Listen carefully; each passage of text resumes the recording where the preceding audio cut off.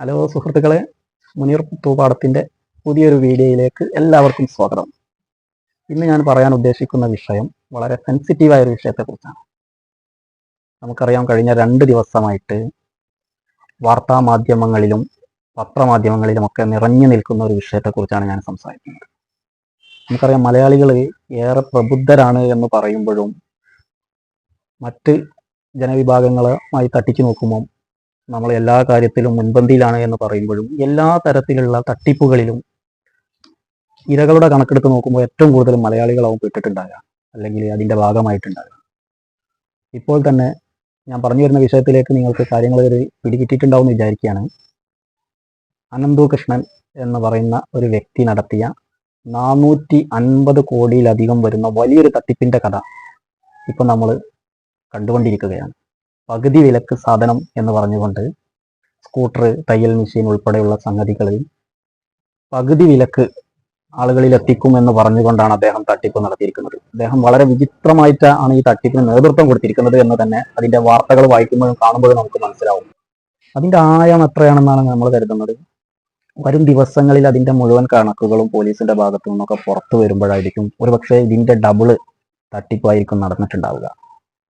തട്ടിപ്പ് നടത്താൻ അദ്ദേഹം അതിവിദഗ്ധമായിട്ടാണ് കാര്യങ്ങൾ ചെയ്തത് എന്ന് നമുക്ക് വാർത്തകൾ കാണുമ്പോൾ മനസ്സിലാകും. പ്രത്യേകിച്ച് എല്ലാ പ്രദേശങ്ങളിലും NGOകളെ സമീപിച്ചുകൊണ്ട് അവരെക്കൊണ്ട് അവരുടെ പ്രദേശങ്ങളിൽ നിന്ന് ആളുകളിൽ നിന്ന് ഇത്തരം പണം സ്വരൂപിച്ചിട്ടാണ് അദ്ദേഹം ഈ തട്ടിപ്പ് നടത്തിയത്. നമ്മൾ മനസ്സിലാക്കണം, ഏതൊരു പ്രൊഡക്റ്റും അതിൻ്റെ കമ്പനി വിലക്ക്, അല്ലെങ്കിൽ അതിൻ്റെ കമ്പനി അതിനൊരു വില നിശ്ചയിച്ചിട്ടുണ്ടാകും. ആ വിലക്ക് പകുതിയായി, അല്ലെങ്കിൽ അതിനേക്കാൾ പകുതി വിലക്ക് ആ പ്രൊഡക്റ്റ് അല്ലെങ്കിൽ ആ ഒരു സാധനം നമുക്ക് തരും എന്ന് പറഞ്ഞ് നമ്മൾ ആര് സമീപിക്കുമ്പോഴും നമ്മൾ അനായാസം ചിന്തിച്ചെടുക്കാൻ കഴിയുന്ന സംഗതിയാണ്. ഒരു നിലക്കും അത് സാധ്യമല്ല, അങ്ങനെ ചെയ്യാൻ കഴിയില്ല.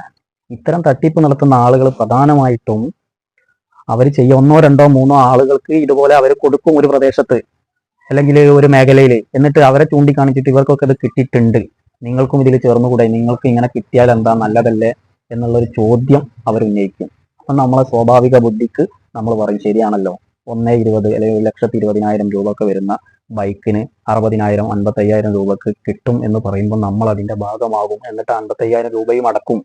ഇങ്ങനെയൊക്കെയാണ് പലരും ഈ തട്ടിപ്പിന് ഇരയായിട്ടുള്ളത്.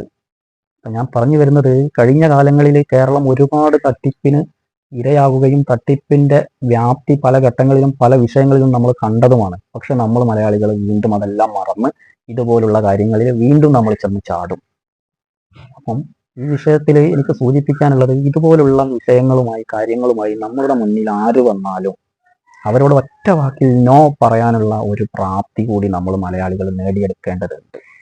എന്നാൽ മാത്രമേ ഇത്തരം തട്ടിപ്പ് സംഘങ്ങൾക്ക് നമ്മുടെ നാട്ടിൽ നിന്നും പാവപ്പെട്ട ജനങ്ങളുടെ രൂപത്തിലുള്ള പണം തട്ടിയെടുത്തിട്ട് അവർ ലാവിഷായിട്ട് ജീവിക്കുകയാണ്. ഇപ്പോൾ തന്നെ ഈ അനന്തകൃഷ്ണനുമായി ബന്ധപ്പെട്ടുള്ള കേസുകൾ പുറത്തു വരുമ്പോൾ അദ്ദേഹത്തിൻ്റെ ആസ്തി പാലക്കാട്, കർണാടകയിലൊക്കെ ഏക്കർ കണക്കിന് ഭൂമി, ഒരുപാട് വാഹനങ്ങൾ, ഇതൊക്കെയാണ് അദ്ദേഹം ഈ കുറഞ്ഞ സമയം കൊണ്ട് സ്വന്തമാക്കിയത് എന്നാണുള്ള വിവരങ്ങളാണ് പുറത്തു വരുന്നത്. ഇതുപോലുള്ള തട്ടിപ്പിൽ ഉപയോഗിച്ച് കിട്ടിയ പണം ഈ രൂപത്തിൽ അദ്ദേഹം ചെലവഴിച്ചു. ഇപ്പം ഏറ്റവും അവസാനം പുറത്തു വരുന്നത്, അദ്ദേഹത്തിന് ഏകദേശം 20ഓളം അക്കൗണ്ടുകൾ അദ്ദേഹത്തിൻ്റെ പേരിലായിട്ടുണ്ട് വിവിധ ബാങ്കുകളിൽ എന്നാണ് അറിയാൻ സാധിക്കുന്നത്. ഈ ബാങ്കുകളിൽ അക്കൗണ്ടുകളിൽ ആകെ ഇപ്പോൾ 4 കോടിക്ക് താഴെ പണം മാത്രമേ ബാക്കിയുള്ളൂ എന്നും വാർത്തകളിൽ നിന്നും നമുക്ക് മനസ്സിലാക്കാൻ കഴിയും. ബാക്കിയുള്ള മുഴുവൻ പണവും അദ്ദേഹം പല രൂപത്തിൽ ചെലവഴിച്ച് ദൂർത്തടിച്ച് എന്ന് വേണമെങ്കിൽ നമുക്ക് പറയാൻ കഴിയും. ഈ രൂപത്തിൽ പണം കൊടുത്ത ആളുകൾക്ക് അവരുടെ പണം എങ്ങനെ തിരിച്ചു കിട്ടും എന്നുള്ള കാര്യത്തിൽ പോലും ഒരു നിശ്ചയമോ ഒരു ഉറപ്പും ഒരാളുടെ ഭാഗത്തു നിന്നും ഒരുപക്ഷെ പെട്ടെന്ന് കിട്ടാൻ സാധ്യതയില്ല. അതുകൊണ്ട് നമ്മൾ മനസ്സിലാക്കുക, ഇത്തരം തട്ടിപ്പുകളിൽ ഒരു കാരണവശാലും നമ്മൾ പങ്കാളികളാവാതിരിക്കുക, നമ്മൾ അതിൻ്റെ ഭാഗവാക്കാവാതിരിക്കുക.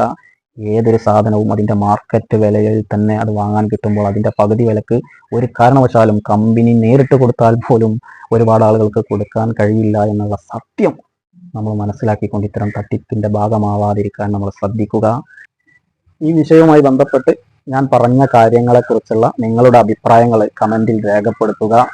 അതുപോലെ ഇത്തരം തട്ടിപ്പുകളിൽ നമ്മളുമായി ബന്ധപ്പെട്ടവരാരും വന്ന് ചേർന്ന് പോകാതിരിക്കാനുള്ള, അതല്ലെങ്കിൽ ഇതിൽ പെട്ടുപോകാതിരിക്കാനുള്ള ജാഗ്രത നമ്മുടെ എല്ലാവരുടെയും ഭാഗത്തു നിന്നും ഉണ്ടാവുക.